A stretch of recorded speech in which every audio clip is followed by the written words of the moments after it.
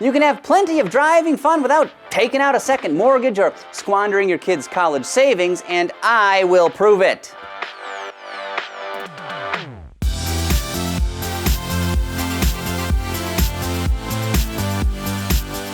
Welcome to the short list, where information is presented like a platter of hors d'oeuvres in small, manageable bites.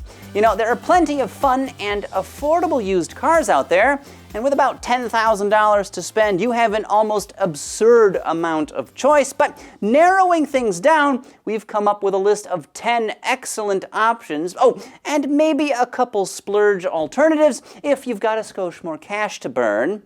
But first, a caveat. There are lots of variables in play here, things like vehicle mileage and condition, location, regional demand, and much more. This video should be a general guideline for you. Pricing and whatnot will vary based on a range of different factors, but with all of that out of the way, onward to the list.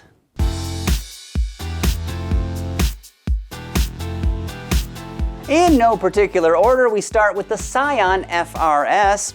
This rear-drive two-door is light and nimble, engaging and precise. The only downside is that it's a little low on horses, having just around 200 in its stable. Still, there's no reason it won't plant a huge, fecal-eating grin on your face with every start of the engine. Introduced around 2012, I've seen more than a few nice examples going for roughly 10 grand. Next up, the Mazda RX-8. Now, if you don't mind the cantankerous and thirsty rotary engine, these cars can be tremendous fun.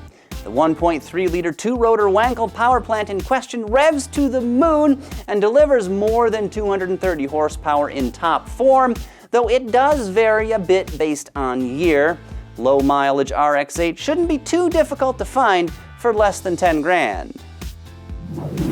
Now, if you've got a little more scratch to spend, consider getting a first-generation Audi S5, an excellent splurge option. This luxury sports coupe is stunning to look at, plus early versions feature a glorious 4.2-liter V8 engine pumping out around 350 ponies. Now, I've seen some nice examples in the $12,000 to $15,000 range, but remember, just keep a few extra bucks in the budget for unexpected repairs. This is a premium German car after all. Moving right along, there's a Nissan you need to know about. The Japanese automaker's 350Z has become a strong sports car value of late. Good coupe or roadster examples seem to go for right around 10 grand. The newer and more powerful 370Z hasn't quite dropped to that price point yet. Still, trim dimensions, a potent V6 engine, and an available 6-speed manual gearbox all add up to loads of driving fun. Now, before we get to our number 7 pick, be sure to give this video a big ol' thumbs up and subscribe to this channel. Oh, and don't forget to hit that bell icon to get notified the moment we release a new episode of the Shortlist. Or a car review or comparison or whatever other crap we have on here. Just thumbs up, like, bell icon. Was that good, Ben?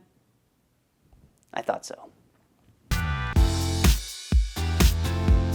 The Acura RSX probably isn't a real sports car, but it's fun and functional. Plus, you could argue it's the last truly great Acura. Obviously, the more potent Type S variant is the one to get. They're graced with a super slick 6-speed stick and an absolutely heroic, naturally aspirated 4-cylinder engine that revs to at least 8,000 RPM. Now, horsepower output varies by year, but it's always right around 200. Again, if you've got a little more than 10 large to spend on a sports car, another good splurge option is a C5 Corvette.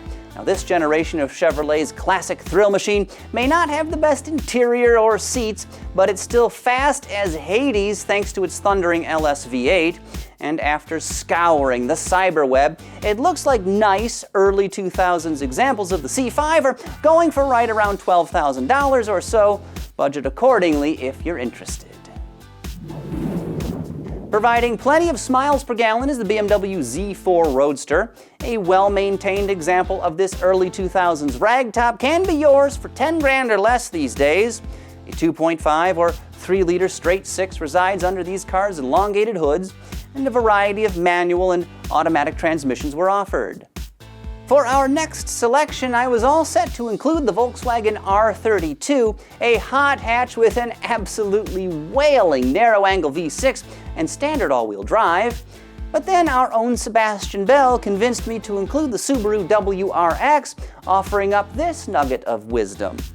I mean, you'd have to deal with the vape stains and the shocker stickers that are tattooed on, but it's more special than the R32 and all-wheel drive. Yes, you can grab a decent model year 2010-ish example of this rally-bred machine for $10,000 or less. If you're not overly picky, you might even be able to snag an STI variant for that much, though it'll probably have more miles and be in worse condition. Either way, you get a potent boxer engine and four-corner traction. Another superb sports car option is, drumroll please, the Honda S2000. This open-top two-seater is as dedicated to delighting drivers as Tim Hortons is to serving terrible coffee. Yes, you can indeed get one of these stylish and purposeful machines for around $10,000 if you look carefully. Now, regardless of price, you get an astronomically high-strung four-cylinder engine with about 240 horsepower. You also get a buttery smooth 6-speed stick and no unnecessary bullshit. When it comes to driving performance, about the only thing this Honda lacks is torque. Yeah, it's basically got none. Some may call it the blunder from down under, but Pontiac's GTO can still deliver more than its share of smiles. What? Don't tell me you've already forgotten about this defunct brand. For shame. Pontiac deserves your respect. The last generation GTO was imported to America from Australia, where it was ostensibly made of extruded Vegemite and assembled in the outback by, kangaroos or koalas.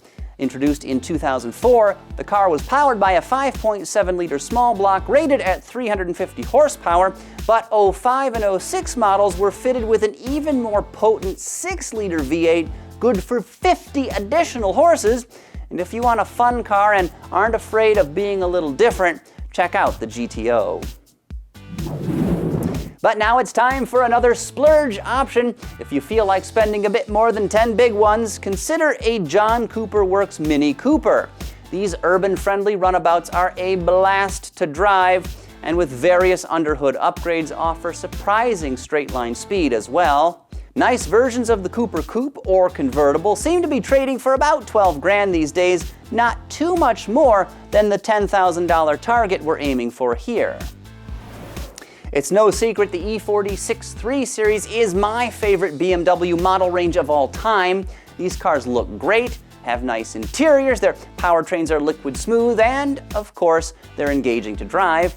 But perhaps the best news of all is that the high-performance M3 of this generation has dropped into the $10,000 price range. You can get a seemingly decent coupe or convertible for just about that much dough, and now I've got to go clear out some extra space in my garage. But no list of fun cars is complete without the revered Mazda Miata. This Roadster has been delighting drivers across the globe for the last 3 decades.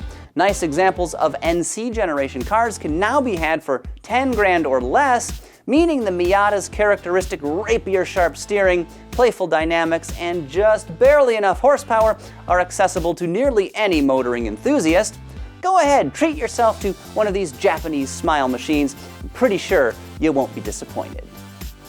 And that's it for another episode of The Shortlist. Thank you for making it to the end. Oh, and if you haven't done so already, check out and vote in the polls that popped up earlier in this video.